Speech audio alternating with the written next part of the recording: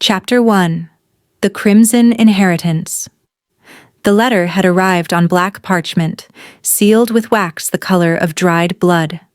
Isolde Ashford stood before the iron gates of Thornvale Manor, clutching that letter in trembling fingers as rain turned the autumn leaves to rust beneath her boots.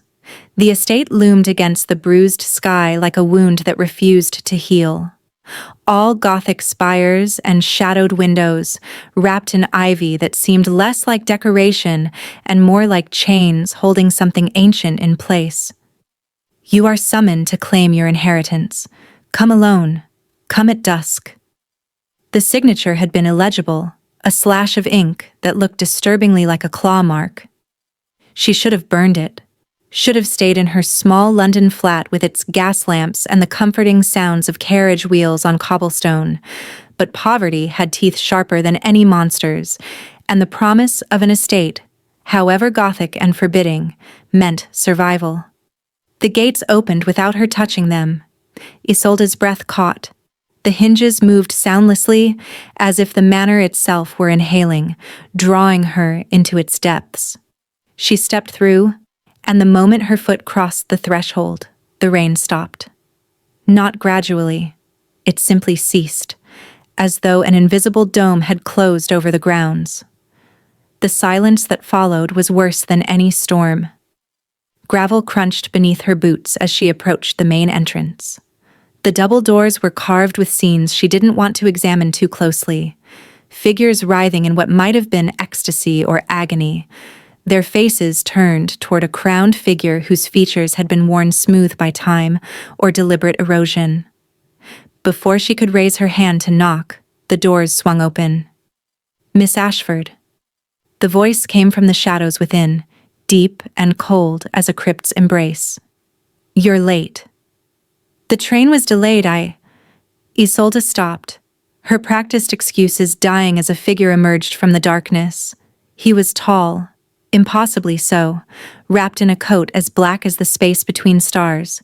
His face was all aristocratic angles, sharp cheekbones, a mouth carved for either poetry or cruelty, perhaps both. But it was his eyes that stole the words from her throat. Amber, like whiskey held to firelight, ancient and knowing and hungry in ways that made her pulse stutter. "I'm Cassius Thornwood," he said, and his gaze traveled over her with the precision of a man cataloging either a treasure or a meal. "Lord of this estate, your distant cousin, according to the documents." Liar. The word whispered through Isolde's mind unbidden. Whatever this man was, he shared no blood with her. At least, not in any natural way. "I wasn't aware I had any living relatives," she managed, proud that her voice remained steady. Something flickered across his face. Amusement, perhaps, or something darker. "Living," he repeated, as though the word were a private joke. "How presumptuous of you to assume." He stepped back, gesturing her inside with a movement too fluid to be entirely human. "Come, we have much to discuss, and the night grows hungry." The interior of Thornvale Manor was a study in Gothic excess. Candelabras lined the walls despite the presence of gas fixtures, their flames guttering in drafts that seemed to come from nowhere. The floors were polished obsidian that reflected her image like dark water, and tapestries depicting hunts, both ordinary and decidedly not, covered walls that seemed to absorb rather than reflect light. Cassius moved ahead of her, and Isolde noticed he cast no reflection in the obsidian floors. Her heart kicked against her ribs. She should run, should flee back through those gates and never look back. Inheritance be damned. But her feet carried her forward, following him deeper into the manor, drawn by something that felt like curiosity but tasted like compulsion. "Your great-aunt Morgana was the last of your bloodline to reside here," Cassius said without looking back. His voice echoed strangely as though the walls were listening. "She served this house for 60 years. Faithfully. Devotedly." He paused before a portrait, a stern woman with Isolde's own dark eyes staring out from the canvas. When she died, the covenant passed to you. Covenant. Isolde's voice barely rose above a whisper. Now he did turn, and the hunger in his eyes was no longer subtle. Every Ashford woman for the past 3 centuries has served as keeper of Thornvale. In exchange for shelter, security, and a generous allowance, you maintain the estate. His lips curved into something that wasn't quite a smile. And you attend to its lord. I'm no one's servant, Isolde said, lifting her chin despite the fear coiling through her chest. No, Cassius agreed, closing the distance between them with unnatural speed. One moment he was across the hall. The next, he stood close enough that she could see the absence of breath in his chest, the stillness that marked him as something other. You're much more than that. The Ashford bloodline carries something I require, something that makes you... He leaned closer, and Isolde felt the cold radiating from him like winter given form. Immune. His hand rose toward her face, and she saw the truth in the pallor of his skin, the slight point to his canines when his lips parted. But before he could touch her, he stopped, his hand hovering inches from her cheek as though blocked by invisible glass. Pain flickered across his features, genuine, devastating pain.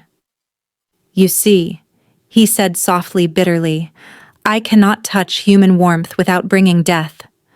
For 700 years I have been alone in this curse, until you. His amber eyes locked onto hers with terrible intensity. Your blood carries an immunity to my poison. You are the first woman in 3 centuries who could stand in my presence and survive my touch. Isolde's breath came in shallow gasps. You're a monster, he finished. Yes.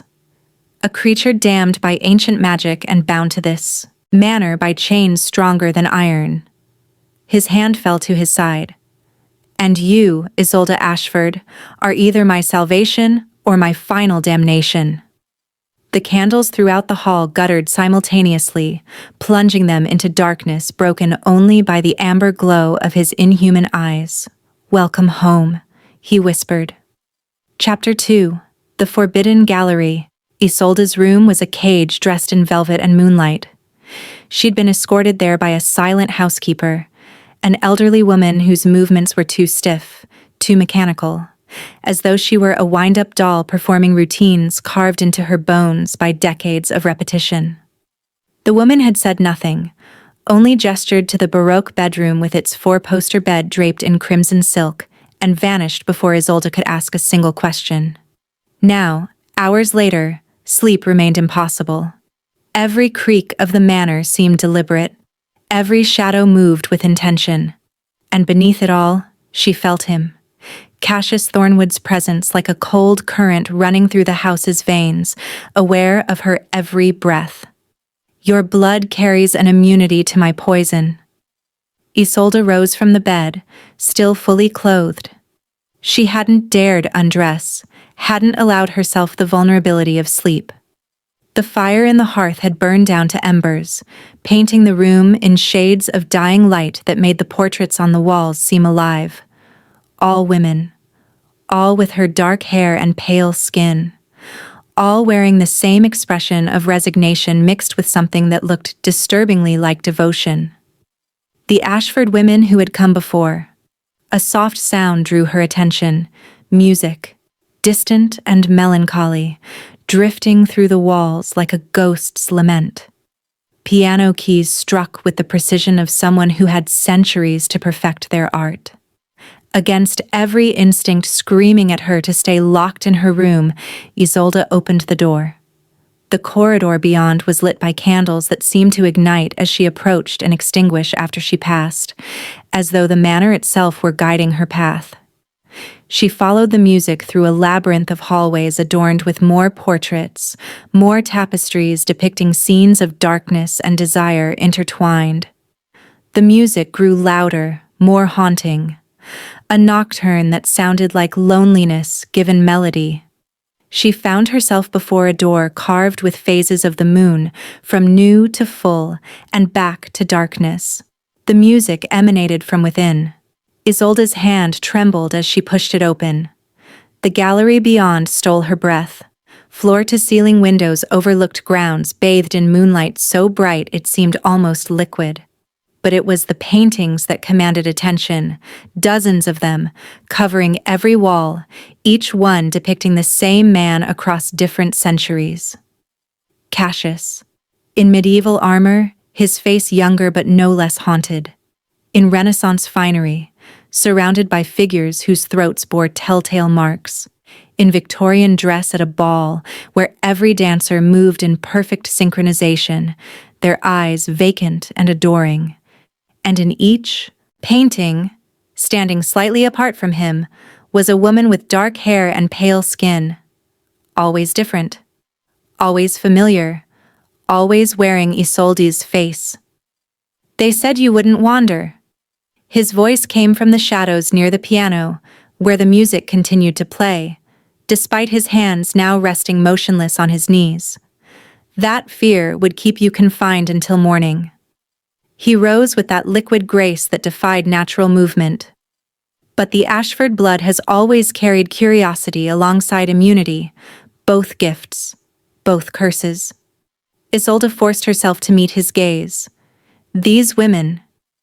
Your ancestors, Cassius confirmed, moving toward the paintings with something like reverence in his posture.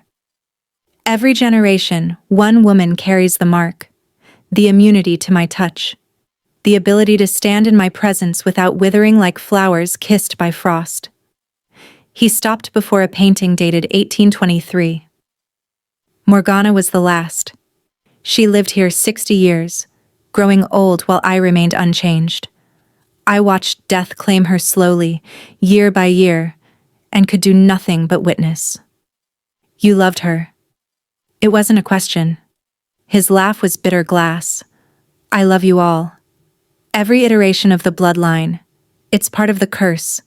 To desire what I cannot fully possess, to hunger for warmth I dare not consume.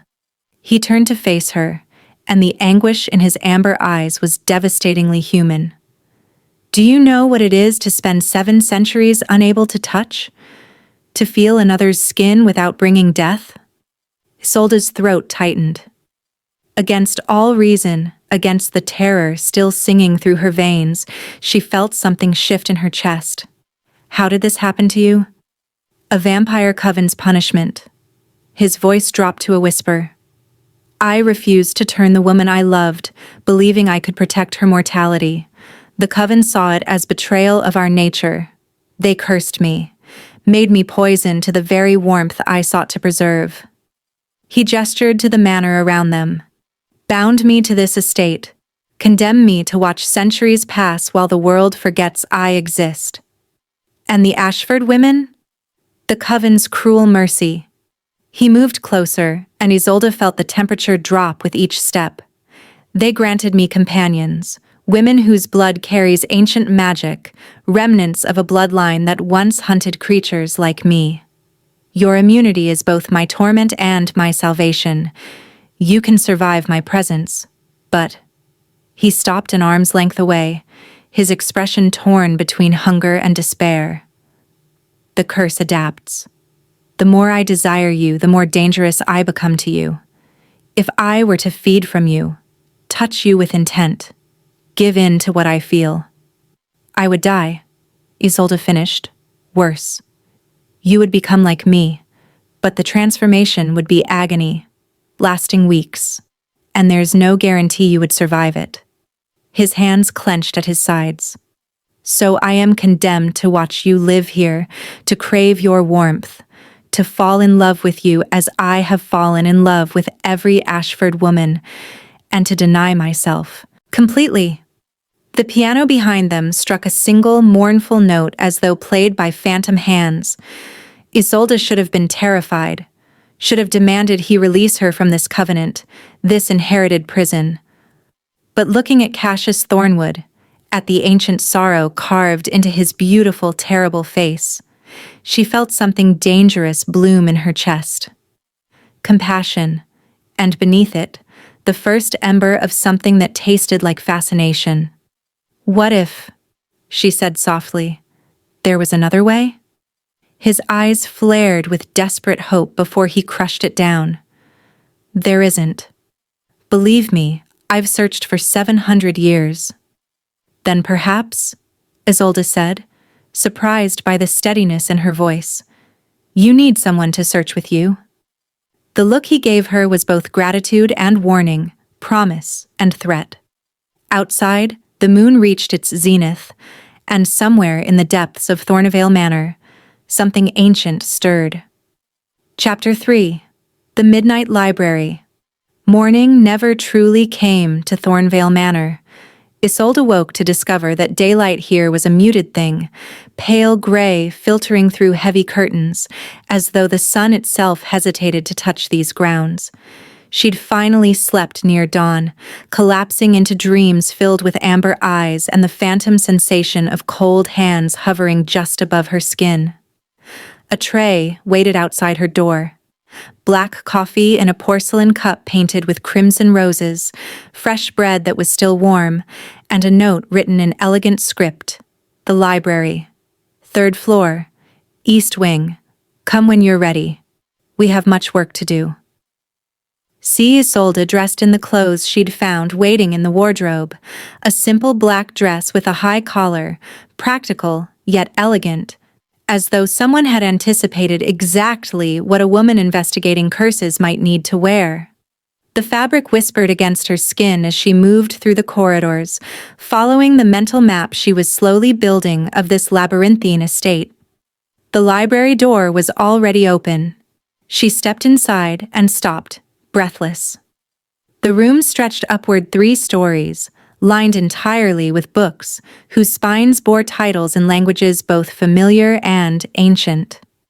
Ladders on rails provided access to the higher shelves, and scattered throughout were reading nooks with velvet chairs positioned near windows that overlooked the fog-shrouded grounds. Cassius stood on the 2nd-floor balcony, surrounded by open volumes. He'd changed from his formal coat into shirt sleeves, still black, always black, and his hair fell across his forehead as he bent over a tome that looked older than nations. He sensed her presence without looking up. The eastern section contains everything on vampire curses. Western wall? He gestured without lifting his eyes from the page. Covers blood magic and ancient bloodlines. The texts on the 3rd floor are from the coven that cursed me. Stolen, naturally. Naturally, Isolde echoed, climbing the spiral staircase to join him. Do they know you have them? I imagine they suspect. Now he did look up, and something flickered across his face when he saw her. Recognition mixed with pain, as though even her presence in daylight hurt him. They haven't troubled me in 2 centuries. Either they've forgotten, or they're waiting to see what I'll do. Isolde moved to the table where he'd spread out his research. The books were written in Latin, Greek, languages she didn't recognize with symbols that seemed to shift when she wasn't looking directly at them. I can't read these. I can. Cassius's finger traced a line of text, his touch reverent. 700 years provides ample time to learn every tongue spoken by those who might know how to break me. He paused. Though I've found nothing. Every ritual requires components I cannot obtain. Every counterspell demands acts I cannot perform without killing the very person who could help me. What kind of acts? His jaw tightened. Blood exchange, the mingling of cursed blood with immune blood, performed during a lunar eclipse, sealed with... He stopped abruptly. Sealed with what? It doesn't matter. The ritual is impossible.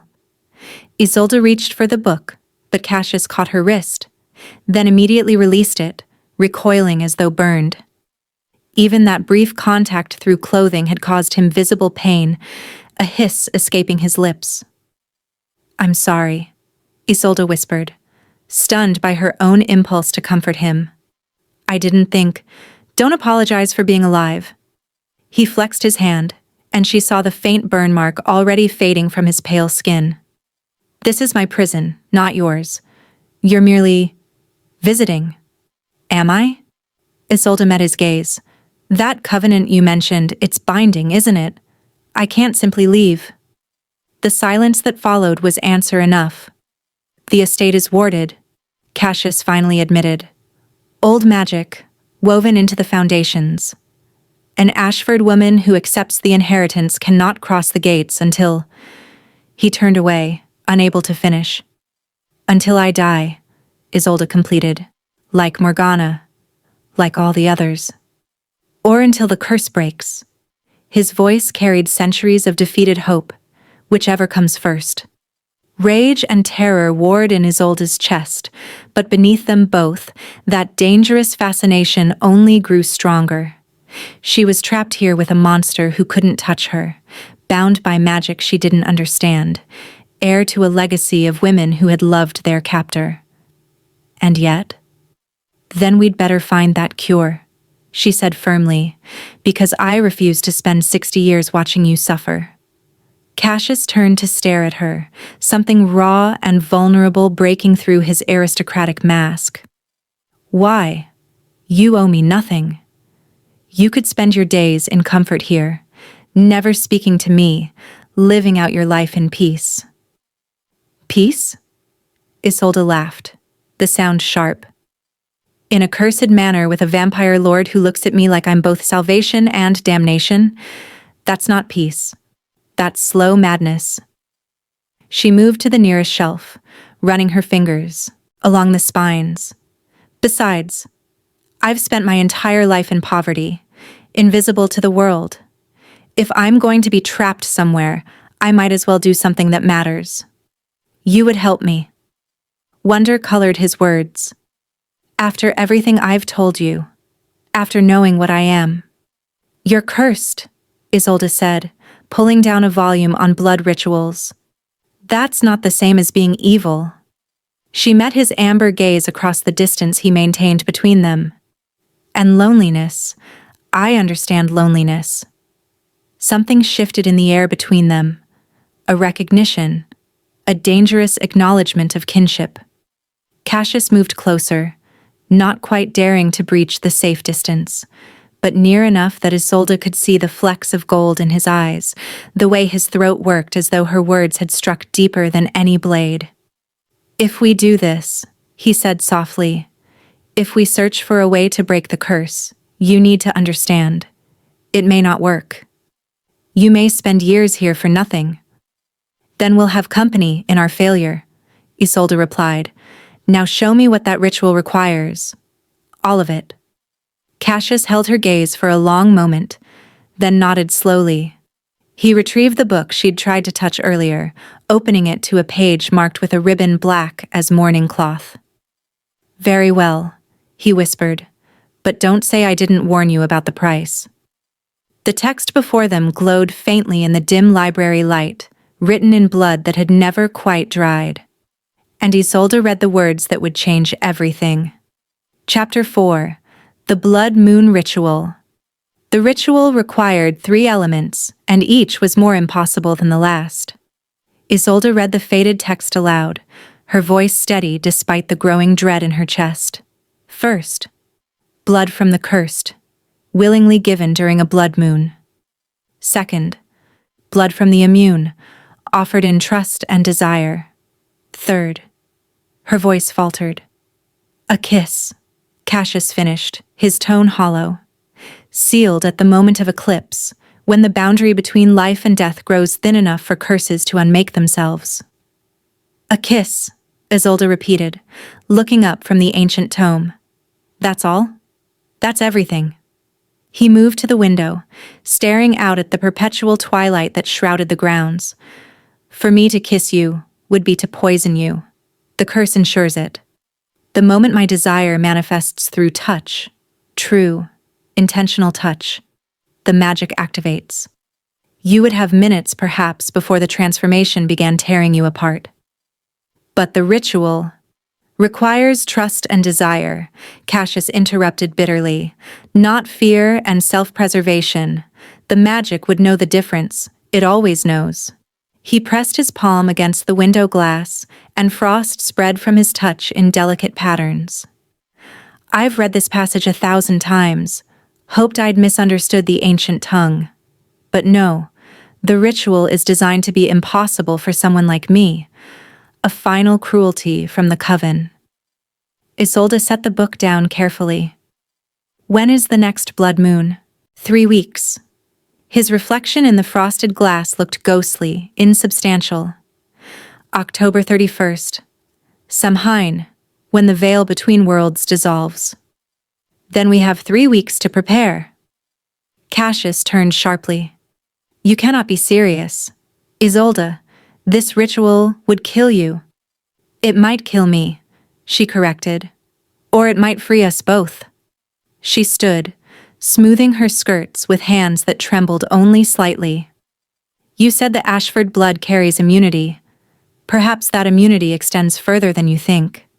Perhaps during the eclipse, when magic is unstable, the curse's hold weakens. Perhaps isn't good enough to risk your life on.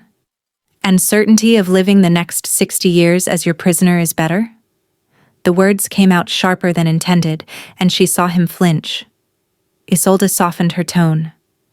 I'm not trying to be cruel, but you've shown me what this existence means, watching you suffer, unable to help, knowing I'll grow old while you remain frozen. That's not living. That's haunting. Cassius crossed the distance between them in 2 strides, stopping just beyond arm's reach. This close, she could see the hunger in his eyes warring with something that looked devastatingly like hope. If we attempt this and it fails, you will die slowly and in agony. I will have to watch you transform, watch the curse consume you, unable to end your suffering. Then we'd better make sure it succeeds. Isolde lifted her chin. What do we need to do?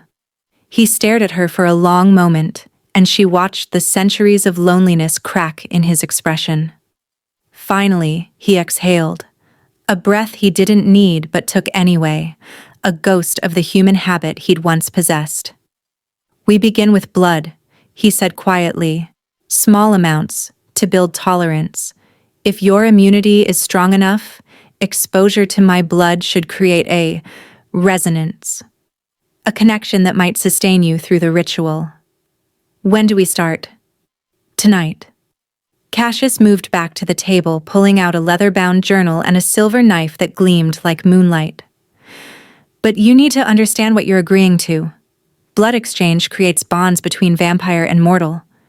You'll begin to sense me, my hunger, my emotions. And I'll taste your memories, your fears, your... He stopped. My desires, Isolde finished. Heat crept up her neck, but she held his gaze. I understand. Do you?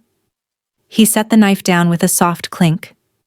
Because once we begin this, there's no going back. Even if the ritual fails, even if you survive and choose to live out your days here hating me, we will be connected. Bound. Every beat of your heart, I'll feel it. Every dream you have, I'll know it. The intimacy he described should have terrified her.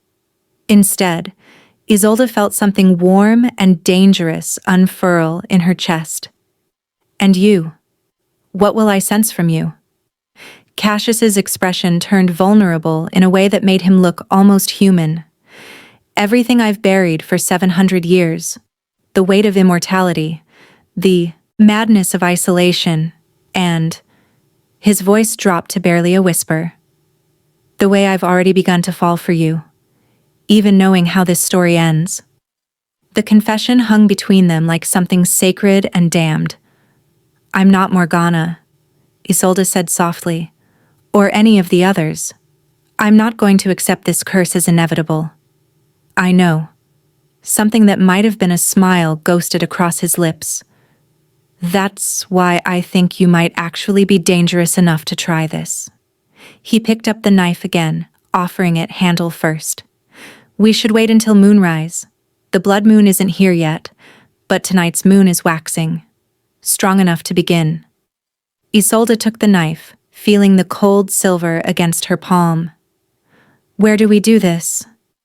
The crypt beneath the manor. Cassius's amber eyes held hers. where the curse was first spoken, where the magic is strongest and most unstable. If we're going to build a bond powerful enough to survive that ritual, we need to work from the source. A chill ran down Isolde's spine that had nothing to do with the manor's perpetual cold. A crypt. The family crypt, he corrected. Your family. Every Ashford woman who served this house is interred there, including Morgana. His expression softened with old grief. She would have wanted you to succeed where she feared to try. Isolde nodded slowly, gripping the knife tighter. Then let's not keep them waiting. As twilight deepened into true night beyond the library windows, Cassius led her toward the stairs that descended into the manor's depths. With each step down, the temperature dropped, and the darkness grew thicker, until Isolde could feel the weight of centuries pressing against her skin. And somewhere below, in the oldest darkness, something waited. Chapter 5. The Crypt of Memory. The descent seemed endless. Stone steps wound downward in a spiral that defied the manor's architecture, as though the crypt existed in a space carved from something older than the house itself. Cassius moved ahead with a candelabra that cast dancing shadows across walls lined with niches, each one holding a stone effigy of a woman with Isolde's features, hands folded in eternal rest. 300 years of Ashford women, Cassius said, his voice echoing strangely. Each one chose to stay. Each one served until death claimed them naturally. He paused before one tomb dated 1823. Morgana lived the longest, 60 years.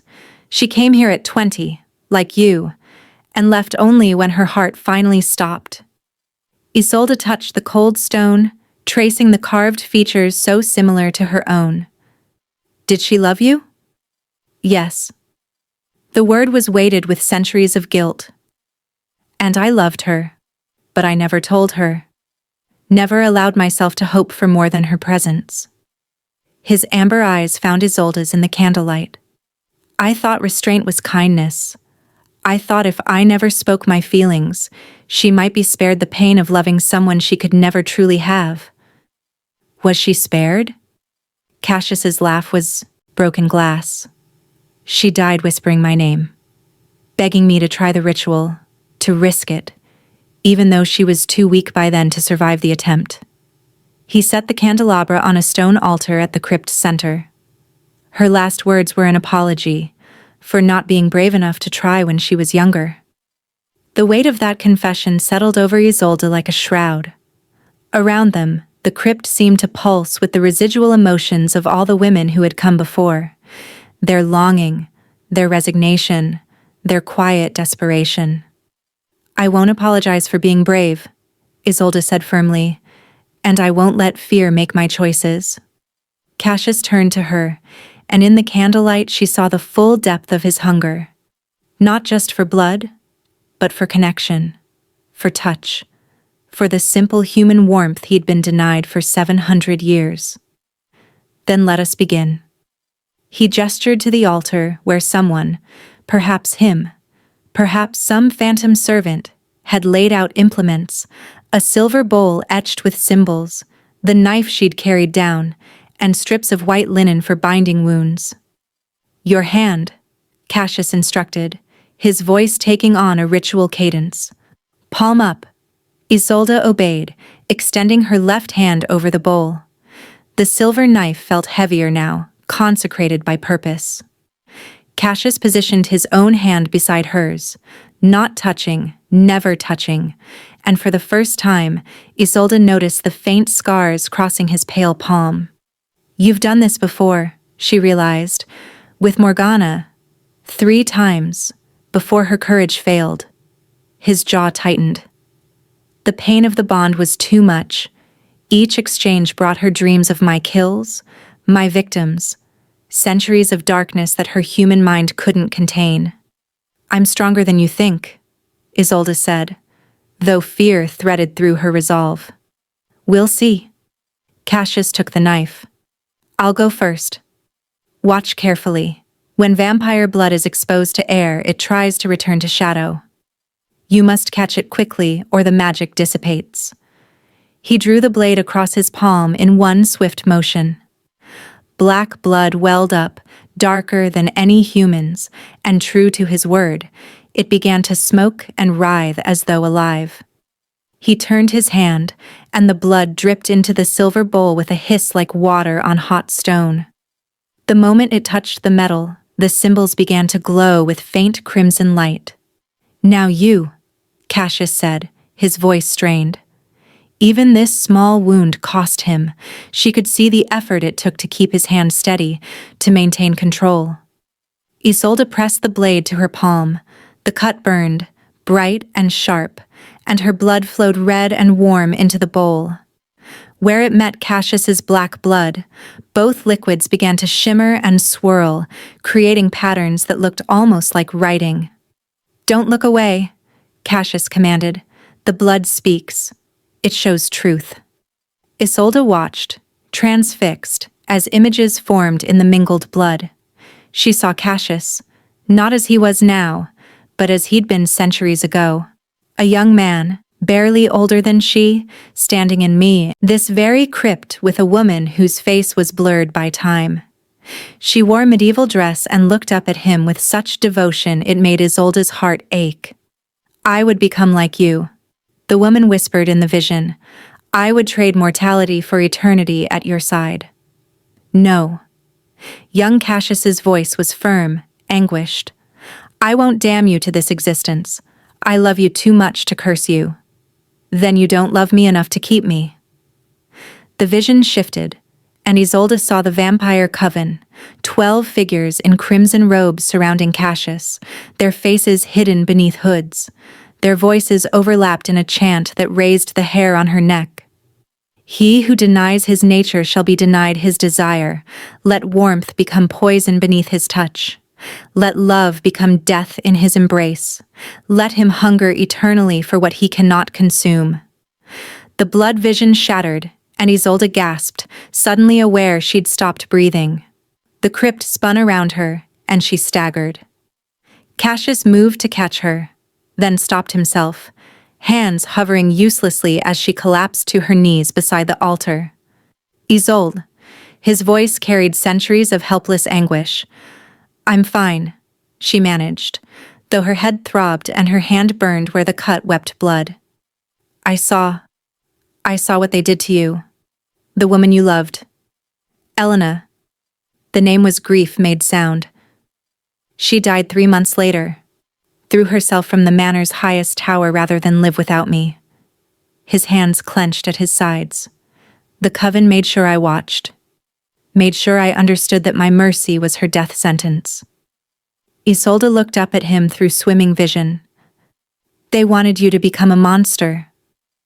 "And I did." His amber eyes blazed in the candlelight. "For 200 years I was exactly the creature they expected. Until the first Ashford woman came, and I remembered what it meant to feel something other than hunger."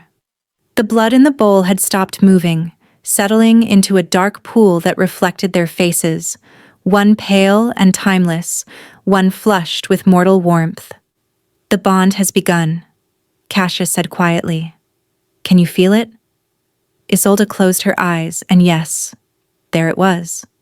A thread of cold awareness at the edge of her consciousness, ancient and hungry and unbearably lonely. She opened her eyes and met his gaze. "I feel you." His expression cracked, revealing the desperate hope beneath. "And I," he whispered, "feel your heartbeat as though it were my own." Chapter 6. The Hunger Unveiled. Isolde woke to moonlight and the taste of blood in her mouth. She bolted upright in her bed, gasping, her hand flying to her lips. No wound, no blood. But the taste lingered, copper and darkness and something ancient that made her tongue feel heavy. Not her blood. His. The bond. The connection they'd forged in the crypt hummed beneath her skin like a second pulse, and through it, she felt Cassius somewhere in the manor. Awake. Hunting. No. Not hunting. Starving. Isolde threw off the coverlet and moved to her door. The hallway beyond stretched in shadows that seemed deeper than before, as though the manor itself were holding its breath. She followed the pull of the bond, barefoot on cold stone, guided by an instinct that wasn't entirely her own. She found him in the conservatory. Glass walls rose to a domed ceiling, and moonlight poured through in silver streams. The room was filled with night-blooming flowers, moonflower, night-blooming jasmine, evening primrose, all opening their pale petals to the darkness. And in the center, surrounded by this garden of shadow and scent, Cassius knelt on the floor with his hands pressed to his temples. "Don't come closer." His voice was raw, inhuman. "Please, Isolde, go back to your room." But she'd already seen what he was trying to hide. His eyes had gone completely black, no amber remaining, and his canines had extended into true fangs. Dark veins traced up his neck and across his jaw, the mark of a vampire denying himself too long. "When did you last feed?" she asked, staying by the door but not retreating. "Months." The word came out as a growl. "I sent away my usual source before you arrived. Couldn't bear for you to see me as the monster I truly am." "Your usual source?" "Blood servants, volunteers from the village who come monthly in exchange for gold." He laughed bitterly, the sound scraping against her bones. Carefully controlled, measured portions. Never enough to satisfy, only enough to survive. His head tilted back, exposing the rigid line of his throat. "But since the bond formed, everything's amplified. I can feel your warmth through the connection. Smell your blood even from floors away. You're like sunlight to someone who's been buried alive." Isolde's heart hammered, but she didn't flee. Through the bond, she felt his struggle, the desperate, primal hunger warring with iron control. 7 centuries of discipline holding back an instinct that screamed at him to take, consume, feed. "The ritual requires blood exchange during the eclipse," she said carefully. "You'll need to feed from me then anyway." "That's different." Cassius's hands clenched into fists. "Ritual feeding. Controlled. With ancient magic to stabilize the exchange. This." He gestured at himself, at the monstrous transformation overtaking his features.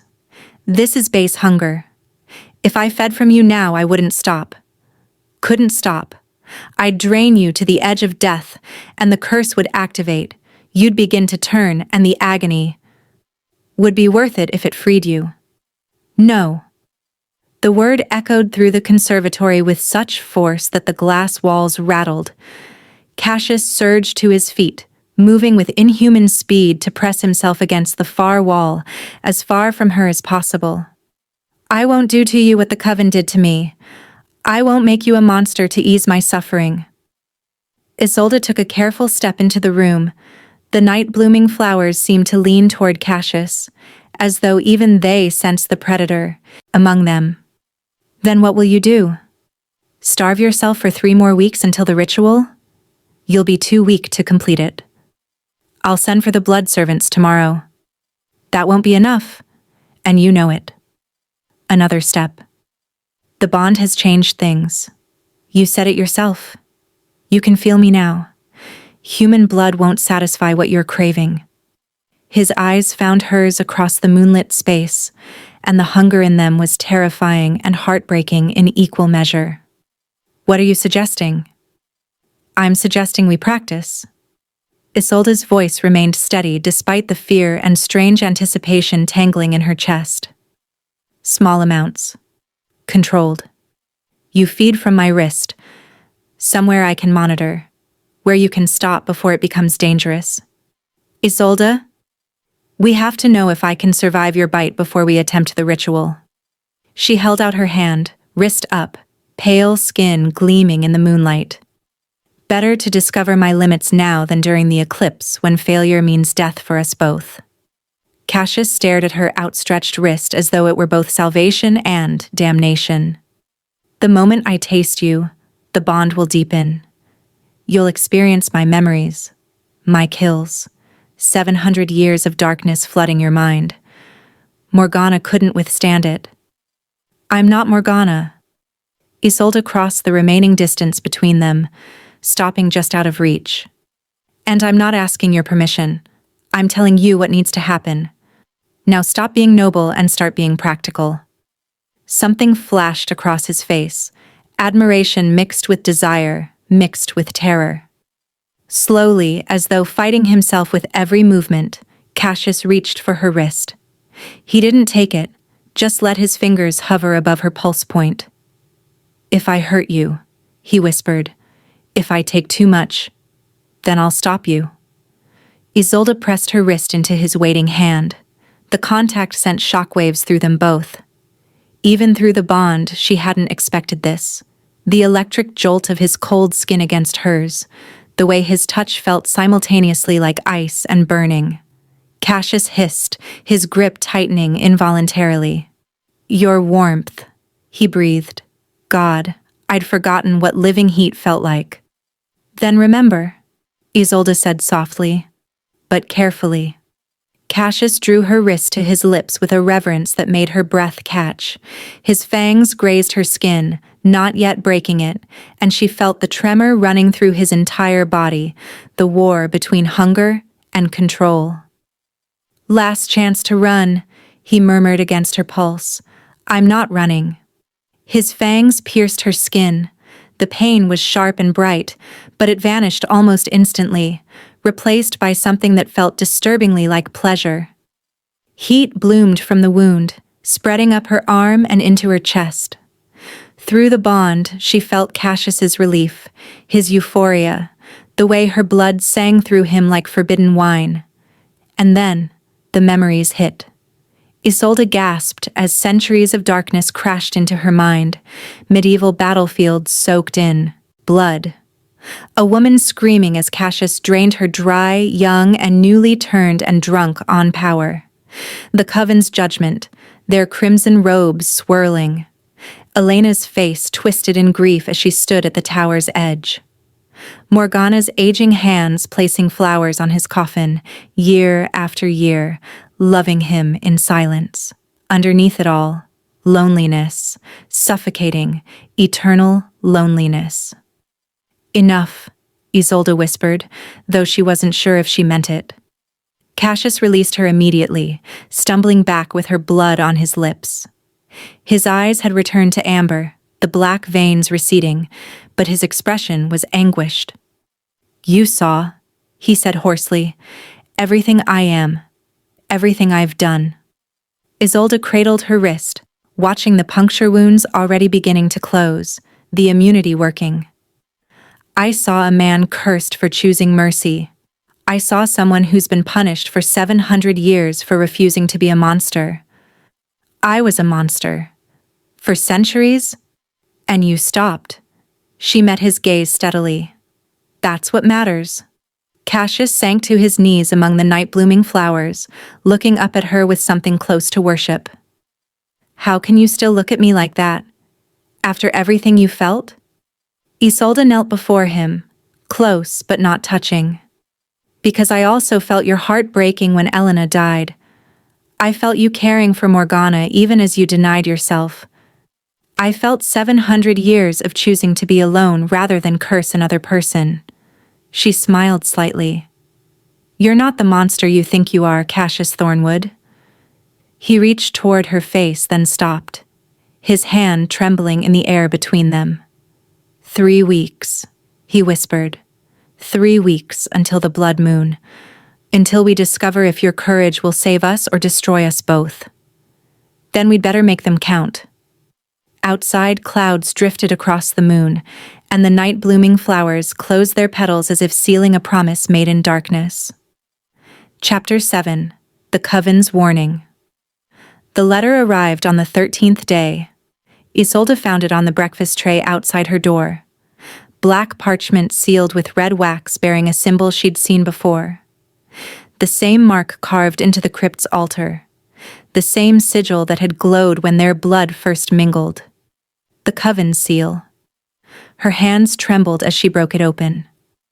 The script inside was elegant, ancient, written in ink that seemed to shimmer between red and black. To the current Ashford keeper, we are aware of your activities. We are aware of the bond. We are aware of the ritual you plan to attempt on Samhain's blood moon. You will cease immediately.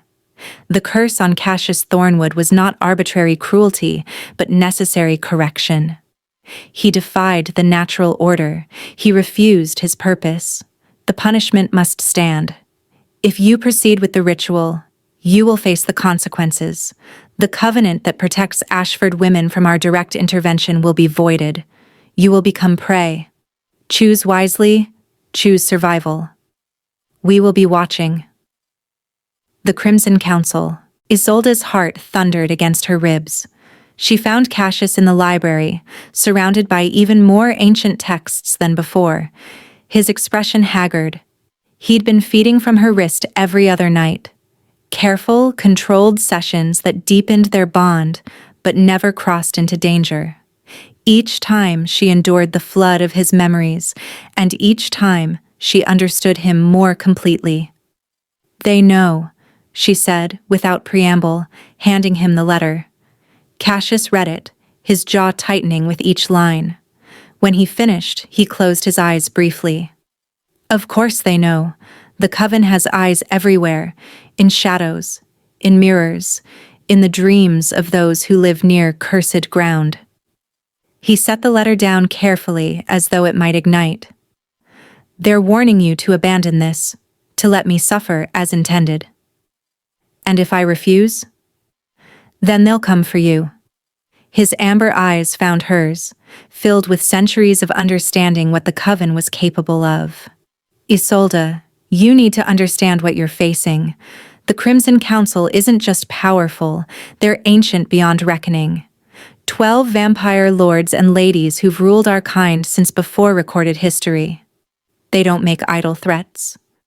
Neither do I. Isolde moved to the window, staring out at the grounds where fog curled between the dead trees. Through the bond, she felt Cassius's fear. Not for himself, but for her. I'm not stopping. Not because of threats, not because of danger. We're too close. We're close to nothing but your death. Cassius stood abruptly, the movement sharp with frustration. Do you know what the coven does to those who defy them? I've seen it, Isolde. They don't simply kill. They make examples. They turn people into warnings written in blood and screaming. Then they'll have to go through both of us. You don't have the power to stand against them. But you do. Isolde turned to face him. You were one of them once, weren't you? Before Elena, before the curse. The silence that followed confirmed her suspicion. Through their deepening bond, she'd glimpsed fragments. Cassius in crimson robes, standing among the 12, his voice joining the chants that had damned others. I was the 13th, he admitted finally, the youngest member in 1,000 years. They offered me a seat on the council after I'd proven myself ruthless enough. His hands clenched. I helped them curse 3 vampires before Elena. I watched those creatures suffer, and I felt nothing. Believed they deserved it for betraying vampire nature. What changed? I fell in love. The confession was raw. And suddenly, I understood every desperate choice those cursed vampires had made. Every plea for mercy I'd ignored. Every scream I dismissed as weakness. He turned away. So when they demanded I turn Elena or kill her, prove my loyalty to the coven over human attachment, I refused. And they showed me exactly the mercy I'd shown others. None. Isolde crossed to him, stopping just close enough to feel the cold emanating from his body. Then you know how they think. You know their weaknesses. They have no weaknesses. That's the point. Everyone has weaknesses. She touched his arm lightly. The bond made brief contact bearable now, though it still cost him visible effort. They're so certain of their power that they send warnings instead of simply destroying us. Why? Cassius stilled, his mind working through the implications. The Ashford immunity. They can't directly harm you without breaking the ancient covenant that created your bloodline. His eyes widened. The covenant predates even the coven, old magic from the vampire hunters who eventually made peace with our kind. Ashford women can't be killed by vampires unless they attack first. So they need me to be afraid enough to attack them, Isolde reasoned, or to give up and break the ritual ourselves. Which means... Cassius's expression shifted from despair to something like dangerous hope. They're actually afraid. If they could stop the ritual directly, they would. But they can't. Not without you giving them permission by striking first. A knock at the library door made them both freeze. The ancient housekeeper entered, her mechanical movements more pronounced than usual.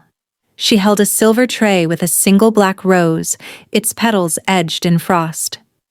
"A gift," the woman said in her hollow voice. "From the visitors." Visitors. Isolde's blood chilled. In the drawing room, 3 members of the council. They request an audience with the Ashford heir. The housekeeper's empty eyes fixed on Isolde. They say it would be unwise to refuse. Cassius moved between Isolde and the door with preternatural speed. "Tell them to leave. Tell them the Ashford heir doesn't acknowledge their authority here." "I'm afraid we've already made ourselves comfortable." The voice came from behind them, smooth and cold as winter. They spun to find 3 figures standing near the window. Impossible, as no one had entered. 2 women and a man, all devastatingly beautiful, all dressed in variations of crimson and black. Their eyes glowed with power that made Cassius's amber gaze look dim by comparison. The man smiled, showing fangs. "Hello, Cassius. It's been 700 years. You look exactly the same." "How tragic." "Lucien." Cassius's voice carried centuries of loathing. "You led the vote to curse me. And I'd do it again." Lucien's gaze shifted to Isolde, appraising her like a predator considering prey. "So, this is the brave little Ashford who thinks she can undo our work. How quaint." One of the women glided forward, her movement liquid and unnatural. "We came to offer a bargain, dear child. Stop the ritual, and we'll grant you something no Ashford has received in 3 centuries. "What?" Isolde forced the word past her fear. The woman's smile was all teeth. "Freedom. We'll break the covenant binding you to this estate. You can leave. Live a full human life elsewhere. Find love. Have children. Die peacefully in your bed decades from now." She gestured dismissively at Cassius. "All you have to do is abandon him to his well-deserved fate." Isolde looked at Cassius, seeing the resignation already forming in his expression. He expected her to take the deal. Expected her to choose survival over a monster's redemption. She turned back to the coven members. "No." Lucien's eyebrows rose. "No? I'm not leaving. I'm not stopping. And if you try to force me, you'll break the covenant yourselves, which means every vampire in your council becomes vulnerable to Ashford magic." Isolde lifted her chin. "So, unless you want to test 7 centuries of protection spells, I suggest you leave." The 3 coven members exchanged glances. Then Lucien laughed, a sound like breaking ice. "Oh, Cassius," he said, still chuckling. "You've finally found one worthy of you. What a shame she'll die screaming." They vanished like smoke, leaving only the scent of old blood and older magic. Cassius turned to Isolde, his expression a mixture of terror and awe. "You just declared war on the Crimson Council." "Good," Isolde said, though her knees threatened to buckle. "Let them know we're coming." Chapter 8.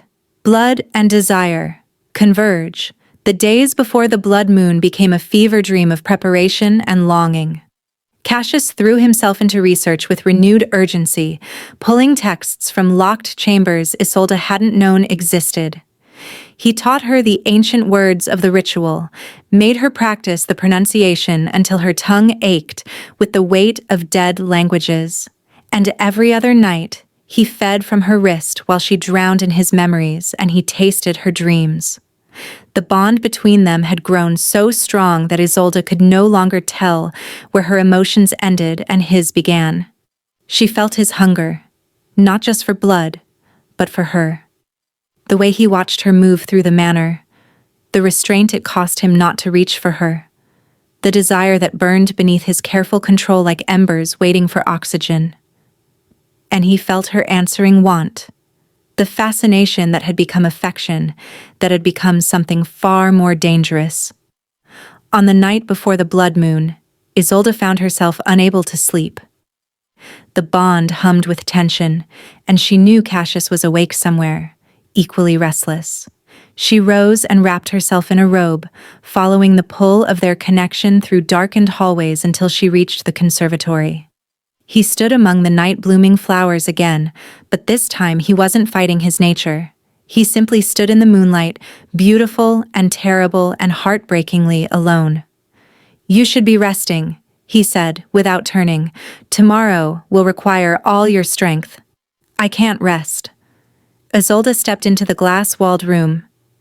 "Every time I close my eyes, I feel you. Your fear. Your hope. Your—" She stopped, heat rising in her cheeks.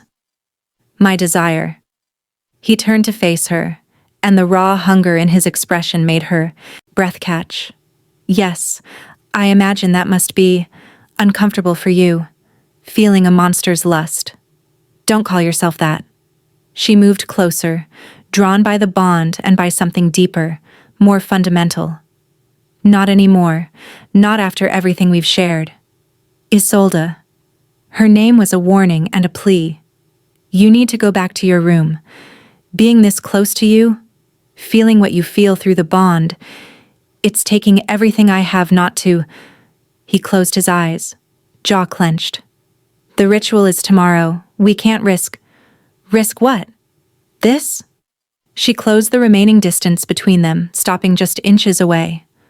Close enough to feel the cold radiating from his body, to see the way his throat worked as he fought himself. "We're going to kiss tomorrow anyway. We're going to exchange blood and bind ourselves together. What difference does one night make?" "All the difference." His eyes opened, blazing amber. "If I touch you now, without the ritual's protection, the curse will activate. You'll begin to transform, and there will be no stopping it. The agony could last weeks. Or the immunity might hold." Isolde reached up slowly, giving him time to move away. He didn't. She let her fingers hover just above his cheek, feeling the cold without quite touching. "You've fed from me 6 times. Each time the wounds healed almost instantly. Each time I survived memories that broke Morgana. Maybe the curse is already weakening. Or maybe you're just braver than she was. That doesn't make you invulnerable." But he leaned into her, almost touched like a man dying of thirst. "Please, don't ask me to risk you like this." "I'm not asking." Isolde closed the final millimeter, her fingertips making contact with his skin. The effect was immediate and electric. Cassius gasped, his hand flying up to catch her wrist, but not to push her away. To hold her there, his cold fingers wrapped around her warm skin, both of them frozen in the moment of contact. No pain, no burning, just cold and heat, mixing where they touched. "It doesn't hurt you," Isolde whispered, wonder coloring her voice. "The feeding has changed things. The bond has made me dependent on you." His voice was rough, strained. "Your blood, your warmth, your presence. I crave it more than I've craved anything in 7 centuries, and that makes you more dangerous to yourself than any curse." His thumb traced her pulse point, his expression tortured. "Because I don't know if I could stop if I started. Don't know if wanting you has given me strength or made me weaker than I've ever been." Isolde's heart hammered against her ribs. Through the bond, she felt his war, centuries of discipline crumbling beneath the weight of touch, of warmth, of finally being able to feel another person after an eternity of isolation. "Then let me be strong enough for both of us," she said softly. "Let me trust that the man who suffered 700 years rather than hurt someone won't hurt me now." Something broke in Cassius's expression. "You have too much faith in me. And you have too little faith in us." She placed her other hand against his chest, feeling the absence of a heartbeat, the coldness of undeath. "We've been preparing for the ritual for weeks, building the bond, letting my immunity adapt to your nature. Maybe this," she pressed closer, "is the final preparation we need. Or it's hubris that will destroy us both." But his hand rose to cup her face, his cold palm cradling her cheek with devastating gentleness.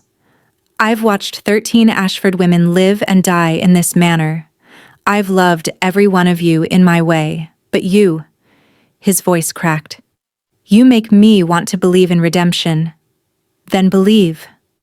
Isolde turned her face into his palm, feeling the bond singing between them, stronger than ever. "Tomorrow we risk everything anyway.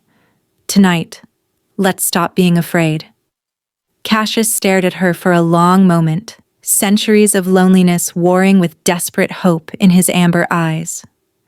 Then, slowly, carefully, he leaned down until his forehead rested against hers. "If this kills you," he whispered, "it kills me too. I won't survive watching you die because I was too selfish, too weak." "Shh." Isolde's fingers tangled in his hair, the dark strands like silk against her skin. "No more what-ifs. No more fear. Just us. Just this moment." His arms came around her slowly as though he were handling something infinitely precious and fragile. When he finally embraced her fully, Isolde gasped at the sensation, cold seeping through her robe, but beneath it, something that felt achingly like safety. "You're trembling," she murmured against his shoulder. 700 years, he said roughly. 700 years since I've held someone, since I've been held."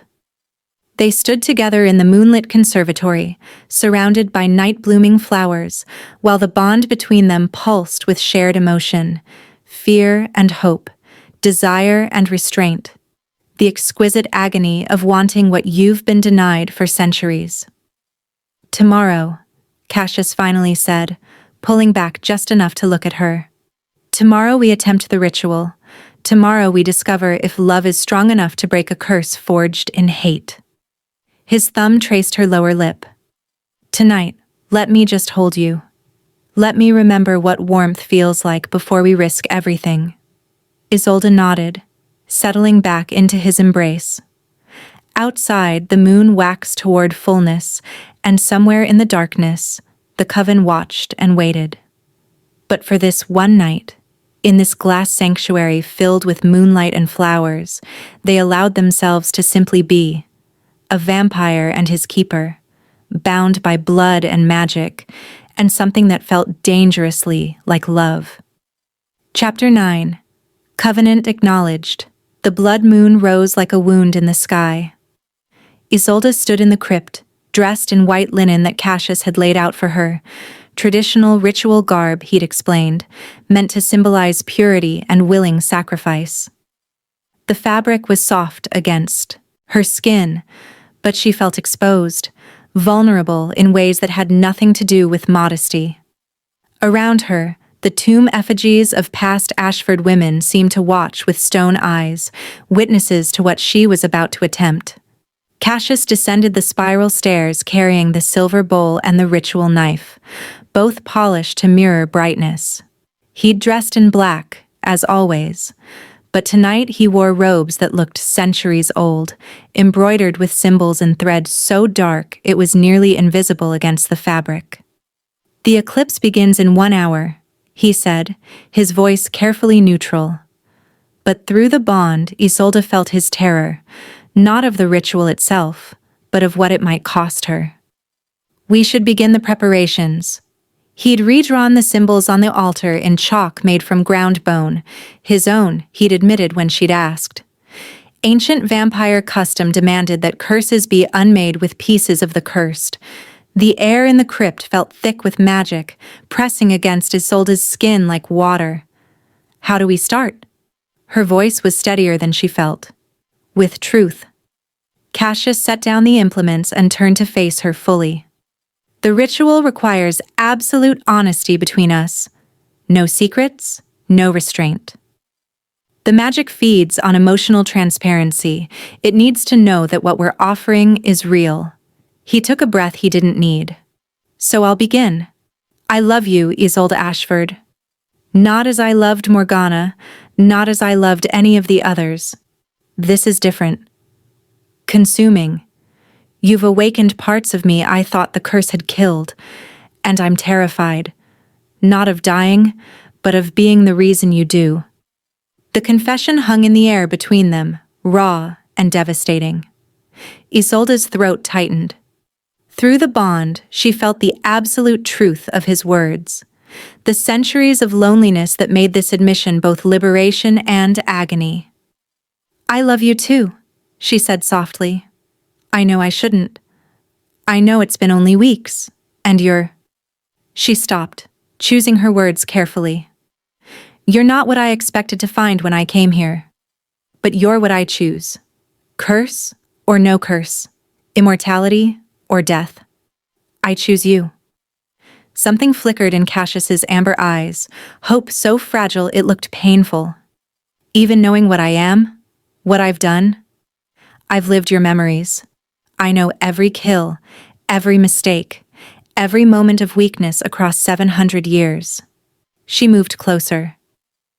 And I also know every moment you chose restraint over hunger. Every time you protected when you could have destroyed. You're not the monster the coven tried to make you. The ritual, he said, his voice rough with emotion. We should... The moon. The moon can wait. Isolde closed the distance between them, placing her hands on his chest. The contact no longer hurt him. The weeks of blood exchange had built enough tolerance that they could touch briefly without pain. Before we risk everything, I need you to know something else.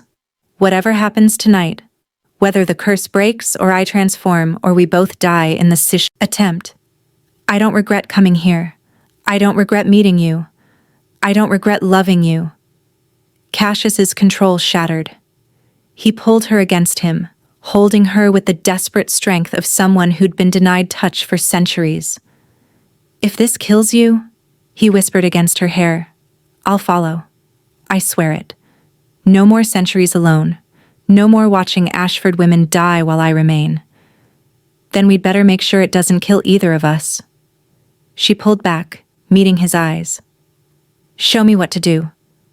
Cassius nodded, composing himself with visible effort. He guided her to stand on one side of the altar while he took the other. The silver bowl sat between them, empty and waiting. Above, through gaps in the crypt's stone ceiling, Isolde could see the moon beginning to darken as the earth's shadow touched its edge. First blood, Cassius said, taking up the ritual knife. Mine, freely given. He drew the blade across his palm in one swift motion. Black blood welled up, smoking slightly as it dripped into the bowl. The bone chalk symbols on the altar began to glow with faint crimson light. Second blood, he continued, offering her the knife. Yours, offered in trust and desire. Isolde took the blade, her hand steady. She'd done this before, in practice. But this time felt different, weighted with finality, with the knowledge that there was no turning back. She cut her palm, gasping at the sharp pain, and let her blood flow into the bowl. Where the two bloods met, they began to swirl and shimmer, creating patterns that looked like writing in a language older than words. The symbols on the altar blazed brighter, and the temperature in the crypt dropped precipitously. The eclipse, Cassius said, his eyes on the darkening moon visible through the ceiling. It's beginning. We have perhaps 10 minutes when the veil is thin enough. He moved around the altar to stand before her. This close, in the crimson glow of the activated ritual, he looked both human and utterly alien, beautiful and terrible, and hers. The final component, he whispered. A kiss, sealed at the moment of total eclipse, but Isolde, the instant our lips meet with intent, the curse will try to activate. You'll feel it like poison in your veins. The ritual has to work faster than the curse, has to unmake the magic before it can transform you. If it doesn't, it will. She cupped his face in her bleeding palm, leaving a mark of red against his pale skin. I trust you. I trust us. I trust this. Above them, the moon darkened further, the eclipse reaching totality. The crypt filled with a strange red light that seemed to come from everywhere and nowhere, and the air itself began to hum with power. Now, Cassius breathed.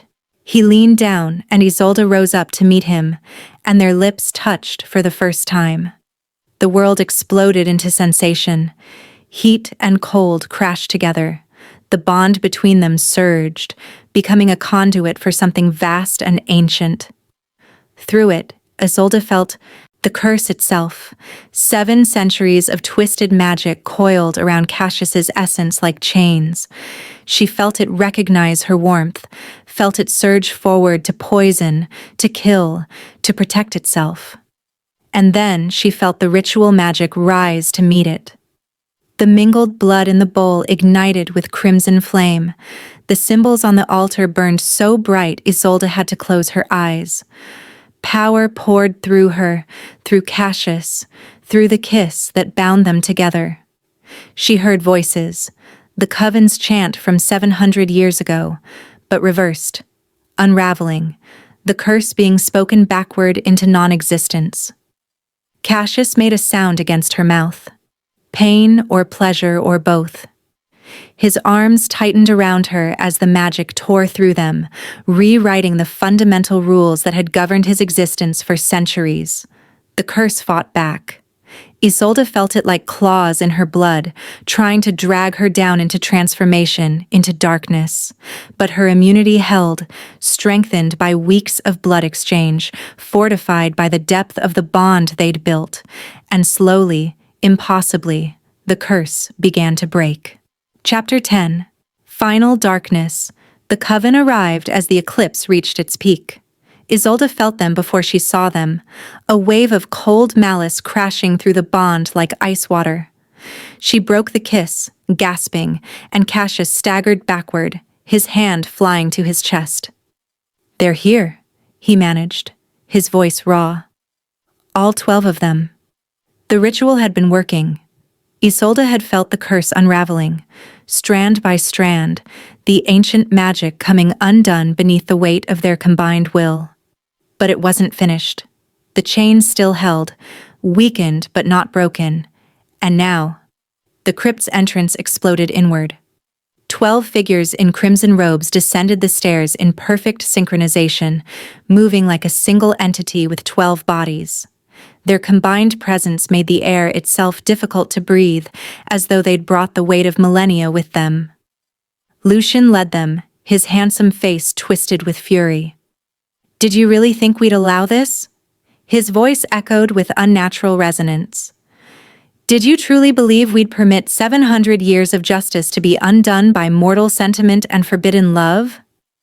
Cassius moved to place himself between Isolde and the coven, his posture protective despite his weakened state. The ritual had drained him.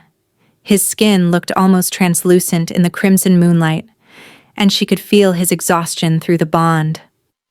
"The ritual is already in motion," he said, his voice steady despite everything. "You're too late to stop it." "Are we?"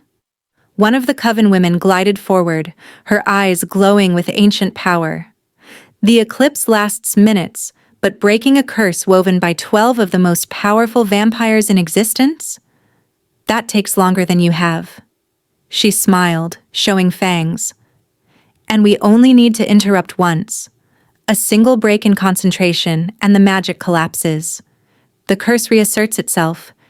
And the girl, her, gaze fixed on Isolde with predatory interest. The girl will begin her transformation, incomplete and agonizing. "You can't touch her," Cassius growled. "The Ashford Covenant doesn't protect her if she attacks us first." Lucian's smile was cruel. "And we're very good at provoking attacks." The coven spread out, encircling the altar. Isolde felt their power pressing against her mind, searching for weaknesses, for fears to exploit. Through the bond, she felt Cassius's desperation. He was still too weak from the ritual to fight them all, and protecting her while maintaining the magic was impossible. "Isolde." Cassius's hand found hers, gripping tight. "Whatever they show you, whatever they make you see, it's illusion. Don't let them break your concentration." "How touching." Lucian raised his hand and the air around Isolde shimmered. "Let's test that bond, shall we?" The world tilted, and suddenly Isolde wasn't in the crypt anymore. She stood in the conservatory, watching Cassius feed from a woman, not carefully, not controlled, but with savage hunger. The woman's screams echoed through the glass walls as he drained her, as he let the bloodlust consume him, as he became the monster the coven had always said he was. "Illusion," Isolde whispered, closing her eyes. "Not real." The scene shifted. Now she saw herself, transforming.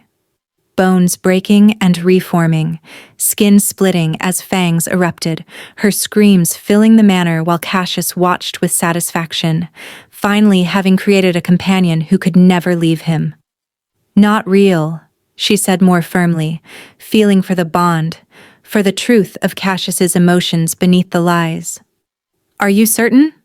Lucian's voice whispered in her ear. "Look closer, little Ashford. See what he really wants from you." The vision changed again, and this time it was more subtle, more insidious. She saw herself decades from now, old and gray, while Cassius remained unchanged.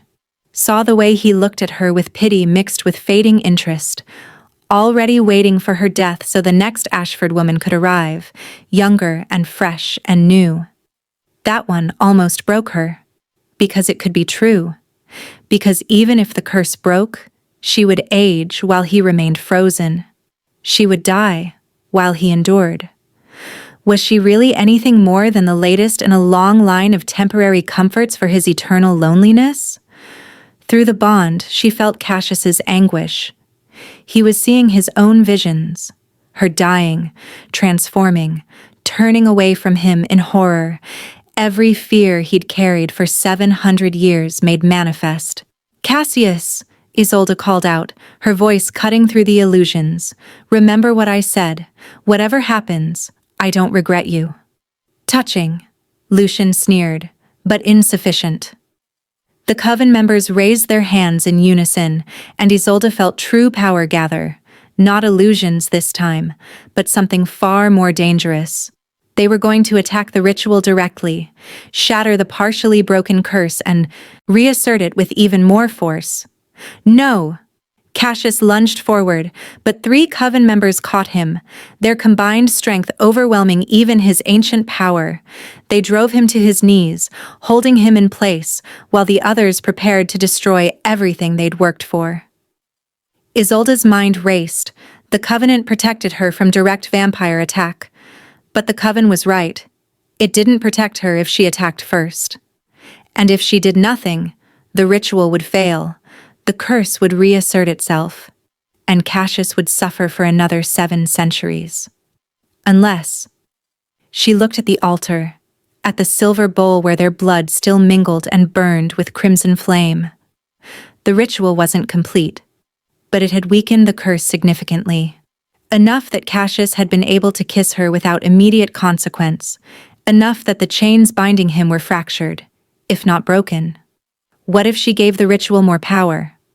What if she offered not just blood and trust, but something more? "Cassius," she called out. "The ritual requires 3 components, but it doesn't specify quantities, does it?"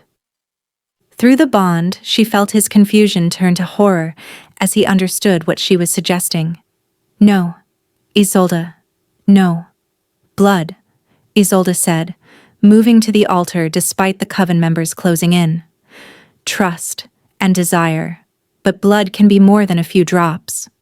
She picked up the ritual knife, ignoring Lucian's shout of warning. It can be everything. If you offer your life to the ritual, the covenant breaks, one of the coven women hissed. That's suicide by vampire magic. We'll be free to finish what the curse started. Maybe. Isolde met Cassius's desperate gaze across the crypt. Or maybe my immunity plus my life force is exactly what's needed to break a curse woven by 12 vampires. Maybe one mortal life, freely given, outweighs centuries of hatred. Don't, Cassius pleaded, struggling against the vampires holding him. Please, Isolde, not like this. Not for me. Especially for you. She smiled at him, feeling the bond sing between them with bittersweet clarity. You've spent 700 years suffering to protect others. Let someone protect you for once. Before anyone could stop her, before she could lose her courage, Isolde drew the knife across her wrist. Not a small cut like before, but deep, arterial, the kind of wound that would drain a life in minutes. Her blood poured into the bowl in a crimson torrent. The ritual magic exploded outward like a shockwave. The symbols on the altar blazed white-hot, and the mingled blood ignited with flame so bright it was blinding.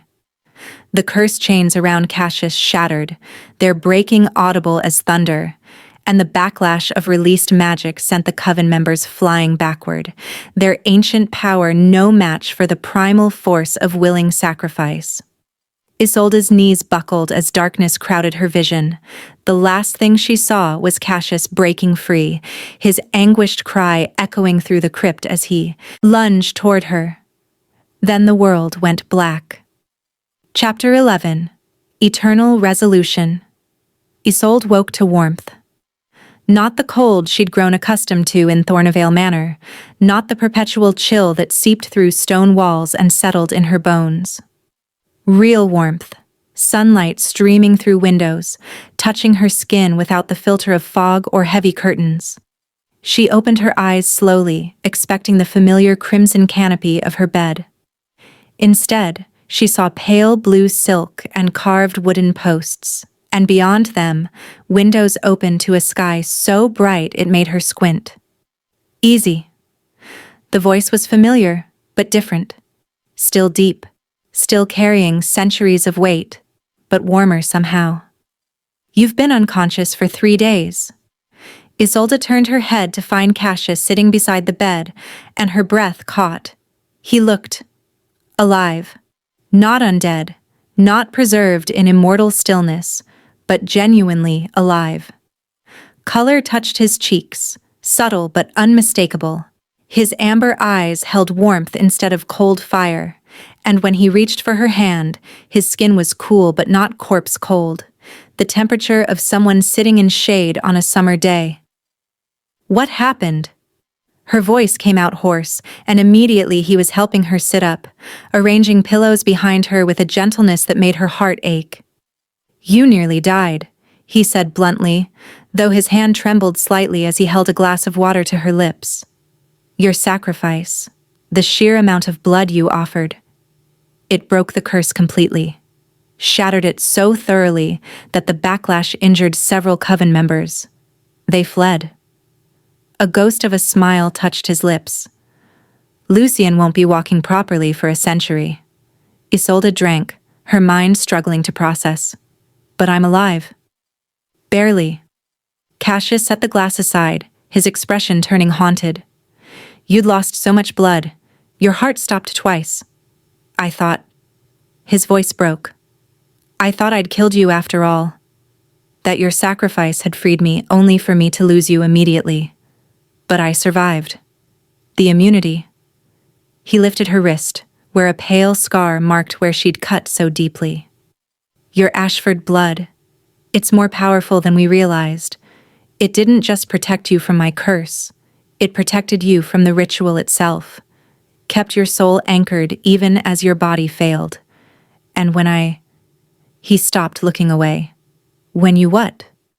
When I gave you my blood to save you. The confession came quietly. You were dying, and I wouldn't let that happen. So I fed you my blood, hoping the bond would sustain you. He finally met her eyes. I've turned you, Isolde. Not fully. The transformation didn't complete because your immunity resisted it. But you're not entirely human anymore either. Isolde processed this, checking her body for changes. She felt strong, stronger than she'd ever been. Her senses were sharper. She could hear birds singing in the garden below, could smell jasmine and roses and morning dew. But she also felt warmth, felt her heart beating steadily, felt hunger that was purely human. What am I? She whispered. Something new. Cassius's thumb traced circles on her palm. The healers I summoned, vampires who study blood magic, they've never seen anything like you. You have vampire healing, vampire strength, enhanced senses. But you're still mortal. You still age, still need food and sleep and sunlight. They're calling you Twilight Blessed, neither fully human nor fully vampire. And you? She studied his face, the subtle changes that made him look less like a beautiful corpse and more like a man. The curse breaking. What did it do to you? Gave me back pieces of my humanity. He smiled, and for the first time it reached his eyes completely. I can feel warmth again without it burning me, can touch you. He demonstrated by cupping her face, his palm gentle against her cheek. Without causing pain. I still need blood to survive. Still can't face true sunlight without consequence.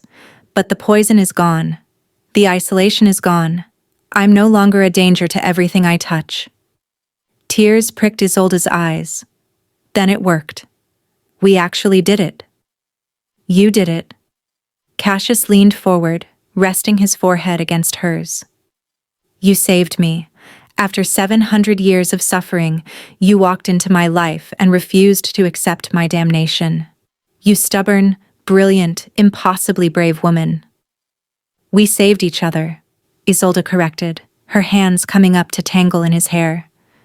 You gave me purpose, connection, love that I'd never thought I'd find. They stayed like that for a long moment, breathing together. The bond between them still present but gentler now. No longer forged from desperation and curse magic, but from choice and sacrifice and genuine devotion. The coven? Isolde finally said. Will they come back? Eventually.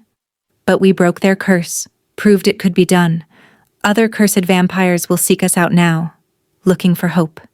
The coven's power has been challenged. Cassius pulled back slightly, his expression serious. We'll need to be careful. They won't forgive this. But the Ashford Covenant still holds. They can't harm you directly. And His smile turned sharp, predatory. I'm no longer weakened by the curse. If they want war, I can finally give them one. Or, Isolde suggested, we could leave. Take what we've learned and go somewhere the coven can't easily follow. Build a life that's ours, not defined by curses and ancient grudges. Cassius stared at her as though she'd offered him salvation itself. Leave, Thornvale. The manor has been my prison for 7 centuries. Exactly, prison, not home. She squeezed his hand. You're free now. We both are. We can go anywhere, do anything. We have time. Maybe not eternity, but enough. Decades together at least. Decades. Cassius repeated, wonder coloring the word. He'd lived so long that decades seemed impossibly short, but Isolde saw him recalculate, saw him understand that decades with her would be worth more than centuries alone. Where would we go? Anywhere there's beauty and sunlight and life, Isolde smiled. Show me the world you've been locked away from. Let me see it through your eyes. The eclipse changed things, Cassius said softly. The ritual wasn't just about breaking the curse. It bound us together in ways I'm still discovering. I can feel you constantly now, not just your emotions, but your presence. Your life force tethers me to the living world in ways I haven't experienced since I was human. Is that a problem? No. He brushed his lips against her forehead. It's a gift. You make me want to live again, not just exist. You make immortality feel like possibility instead of punishment. Isolde pulled him closer into a kiss that was gentle and deep and full of promise. This time, there was no ritual magic, no desperate gamble against ancient curses. Just two people who'd fought darkness together and won, choosing each other in the aftermath. When they finally broke apart, sunlight had moved across the room, painting everything in shades of gold. I love you, Cassius whispered against her lips. For however many decades we have, for whatever comes next, I'm yours. And I'm yours, Isolde replied, my vampire lord, my equal, my choice. Below, in the manor's depths, the crypt stood empty and quiet. The Ashford women carved in stone seemed to smile in their eternal sleep, as though approving of the one who'd finally broken the cycle.